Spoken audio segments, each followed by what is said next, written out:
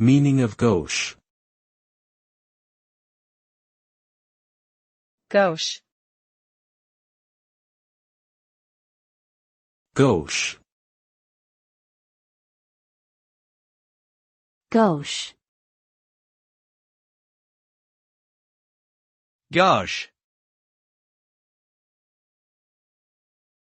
Gauche is an adjective used to describe someone or something that is lacking in social grace or tact. It can refer to behavior that is awkward, clumsy, or generally inappropriate, especially in social situations. A person who is gauche might have difficulty reading social cues or understanding the expectations of others.